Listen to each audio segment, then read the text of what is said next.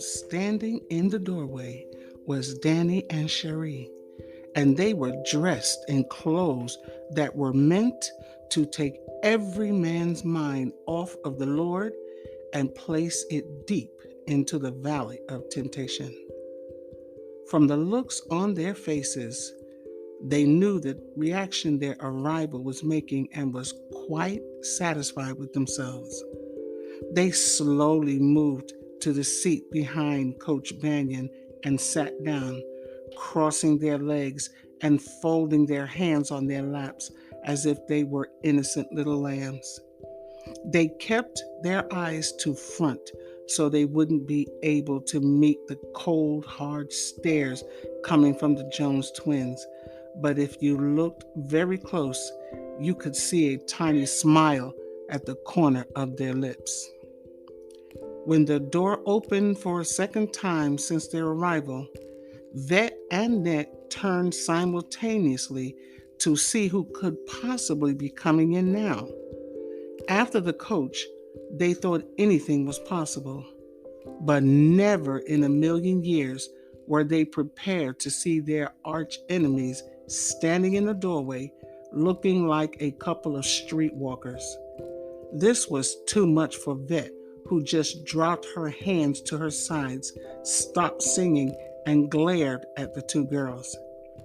Net thought her day couldn't get any weirder when the coach walked in, but this was the absolute worst.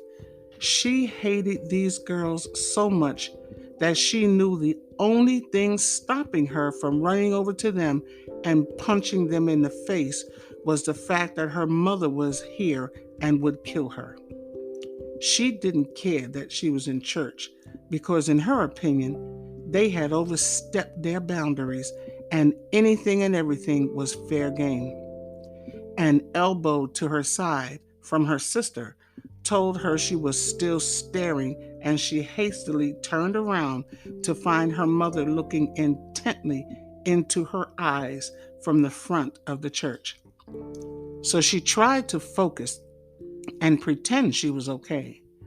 But the only thing that could make her feel better was if she was still at home in her bed, and this was all a terrible nightmare. Vet felt sorry for her sister because she knew she hated Danny and Cherie and wanted nothing more than to scrap with them, and them being here was like a slap in the face.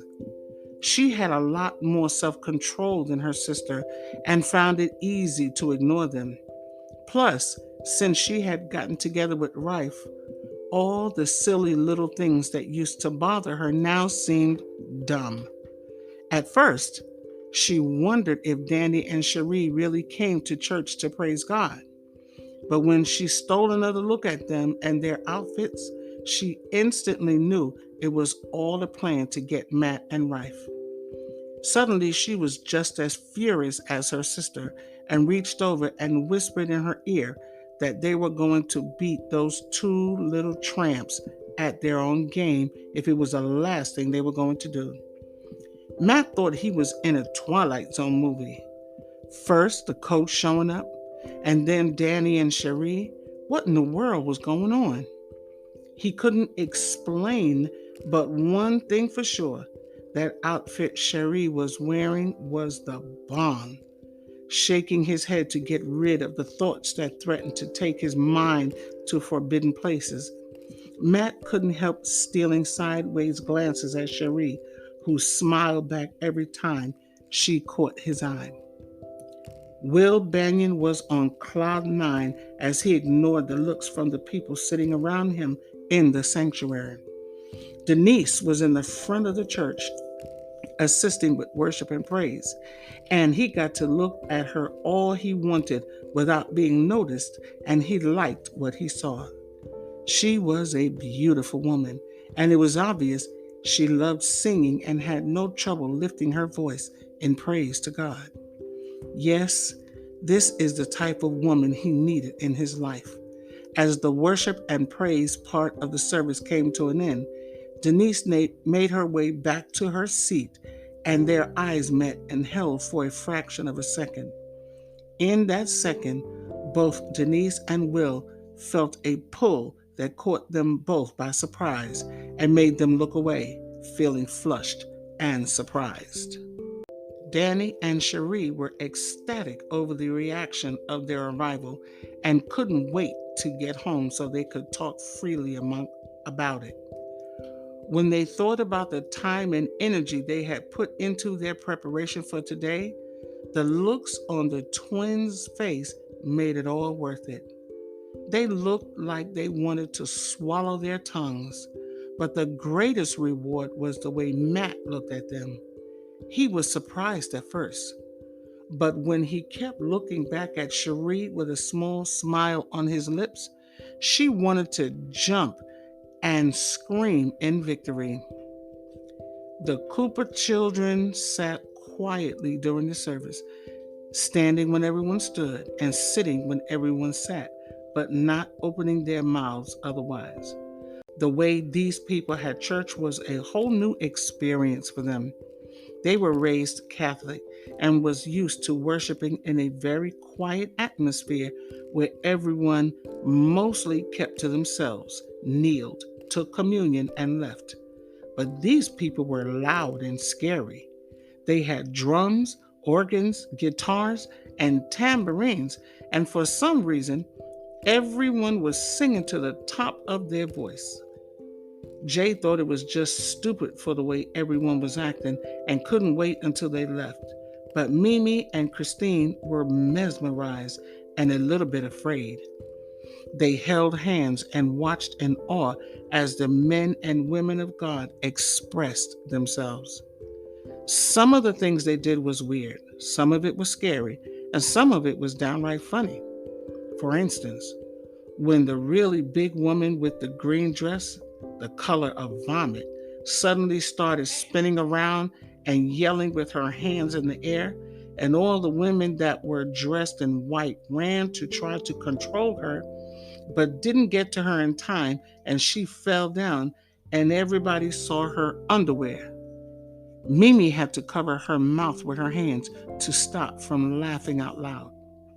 At first, she felt bad for the laughing at the woman because she could have hurt herself. But when she looked around, she found that her brother and sister and half of the other kids in the church were doing the same thing. When Aunt Denise looked at her and shook her head no, she stopped laughing and tried for the remainder of the service not to laugh at anyone or anything. And for the most part, she succeeded. The deacons of the church had taken over the service and was asking everyone to stand and get ready to bring their tithes and offering to the front of the church when suddenly the door opened for a third time, and once again all eyes turned to see who the new arrival was. Now it was Vet's turn to feel her heart pounding in her temple as it skipped a beat. Standing in the doorway was the love of her life, Rife Jackson, and he was wearing a suit, had pulled his dreads back into a ponytail, and looked like he should be on the cover of a magazine. She remembered that he had talked to her several times about coming to visit her church, but what were the odds that he would pick this day to keep his word? She was so excited she almost couldn't contain herself and immediately tried to get his attention to get him to come sit by her. But the usher was preparing everyone to march up to the front table to hand in their offerings and quickly ushered him into the first available seat he saw, which, to Vet's horror, was sitting right next to Danny. Turning slowly away from the look of triumph that was all over Danny's face, the twins looked at each other before turning their faces toward the front of the church. There would be no point in anyone asking them what today's sermon was because their mind was definitely not going to be on the pastor.